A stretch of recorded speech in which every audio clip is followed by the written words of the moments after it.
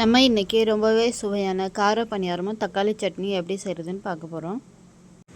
அதுக்கு 400 கிராம் இட்லி அரிசி, 200 கிராம் பச்சரிசி, 200 கிராம் உளுந்தம்பருப்பு, கூடவே வெந்தயம் சிறிதளவு சேர்த்து நல்லா கழுவிட்டு ஒரு 3 மணி நேரம் நல்லா ஊற வச்சு எடுத்துக்கோங்க.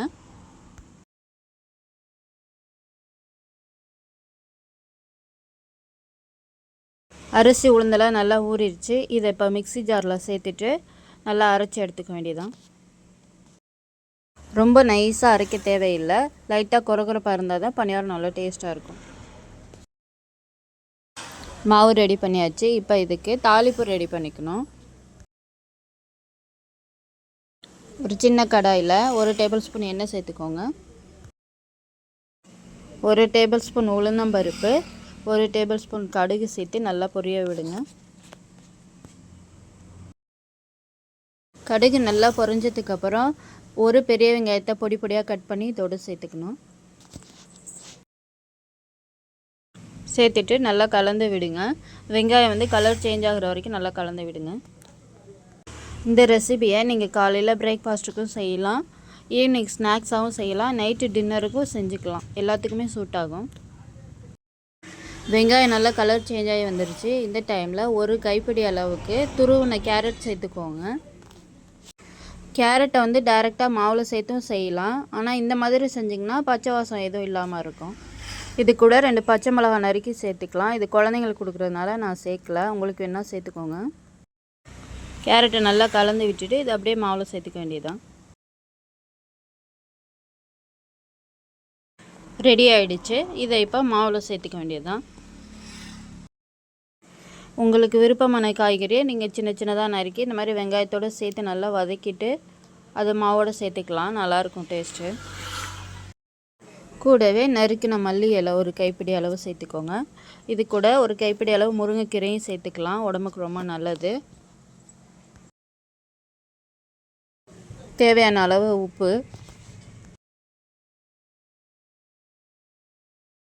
எல்லாத்தையும் சேர்த்துட்டு நல்லா கலந்து விட்டுறணும்.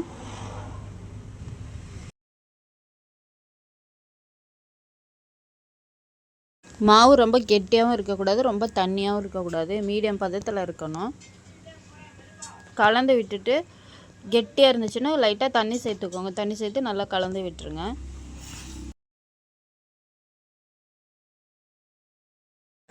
பணியாரத்துக்கு தேவையான மாவு ரெடி ஆகிடுச்சு. நம்ம இப்போ பணியாரம் செய்ய ஸ்டார்ட் பண்ணலாம். அடுப்பில் பணியார சட்டியை வச்சுட்டு நல்லா கல் சூடாகி வரணும். சூடு ஏறினதுக்கு அப்புறம் நீங்கள் அடுப்பை மீடியம் ஹீட்டில் வச்சுக்கலாம். கல் சூடாகிடுச்சு. தேவையான அளவு எண்ணெயை சேர்த்துட்டு நம்ம பணியாரத்தெல்லாம் ஊற்றி எடுக்க வேண்டியதுதான். குழந்தைங்கள்லேருந்து பெரியவங்க வரைக்கும் ரொம்பவே விரும்பி சாப்பிடக்கூடிய ஒரு டிஷ்ஷுனால் அது பணியாரம் தாங்க. அடிக்கடி வீட்டில் இந்த மாதிரி செஞ்சு கொடுங்க. ஈவினிங் டயத்தில் ரொம்ப ஹெல்த்தியான ஸ்நாக்ஸாகவும் இருக்கும். இது கூட கீரை, விருப்பமான காய்கறியெல்லாம் பொடி பொடியாக கட் பண்ணியும் சேர்த்துக்கலாம்.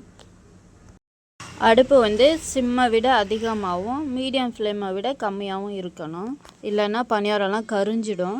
இந்த ஃப்ளேம்லேயே வச்சு எல்லாத்தையும் நல்லா வேக விட்டு திருப்பி விட்டு எடுத்துக்கோங்க. 2 பக்கமே ஈவனாக திருப்பி விட்டு நல்லா வேக வச்சு எடுத்துக்கோங்க.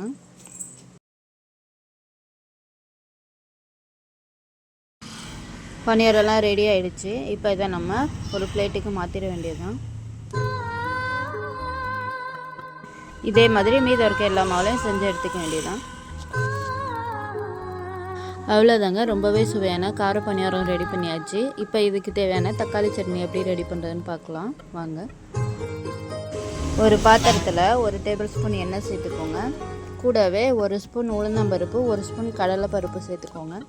இந்த பருப்பு சேர்த்து வதக்கிறதுனால சட்னி நல்லா வாசமாக இருக்கும், சாப்பிட்றதுக்கு சுவையாகவும் இருக்கும். நல்லா பொன்னிறமாக வறுத்துட்டுக்கோங்க. கடலைப்பருப்பு உளுந்தம்பருப்பு ரெண்டுமே கலர் சேஞ்ச் ஆகிடுச்சு. இந்த ஸ்டேஜில் 2 நறுக்கின பெரிய வெங்காயத்தை சேர்த்துக்கோங்க.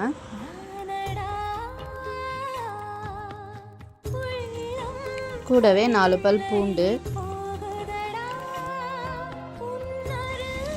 உங்கள் காரத்துக்கு ஏற்ற மாதிரி வரமிளகாய் 4லேருந்து 5 வரைக்கும் சேர்த்துக்கோங்க. சேர்த்து நல்லா கலந்து விடுங்க.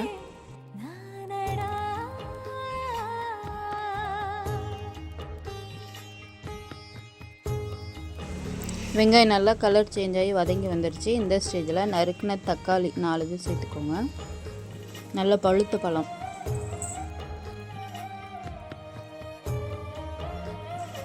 கூடவே சட்னிக்கு தேவையான உப்பு சேர்த்து நல்லா கலந்து விடுங்க. அப்போ தான் தக்காளி சீக்கிரம் வதங்கி வரும்.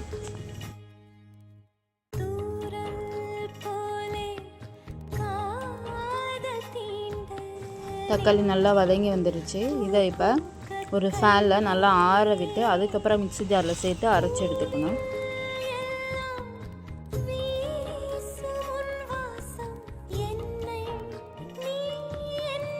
தக்காளி சட்னி ரெடி ஆகிடுச்சு. இப்போ இதுக்கு சின்னதாக ஒரு தாளிப்பு ரெடி பண்ணிக்க வேண்டியதுதான்.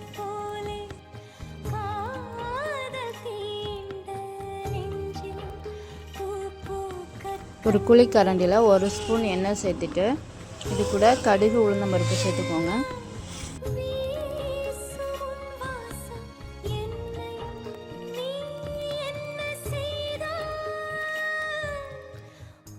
நல்லா பொரிஞ்சதும் இது கூட ஒரு கொத்து கருவேப்பிலை சேர்த்து இதை நம்ம சட்னியில் அப்படியே சேர்த்துக்க வேண்டியதுதான்.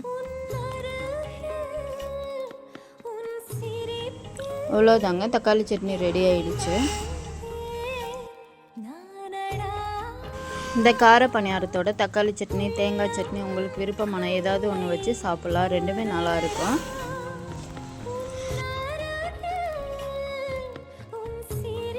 இந்த மாதிரி சமையல் வீடியோ வேணும்னா நம்ம சேனலை சப்ஸ்கிரைப் பண்ணிக்கோங்க. இந்த வீடியோ உங்களுக்கு பிடிச்சிருந்துச்சுன்னா உங்கள் ஃப்ரெண்ட்ஸ் அண்ட் ஃபேமிலிக்கு ஷேர் பண்ணுங்கள். தேங்க்யூ ஃபார் வாட்சிங்.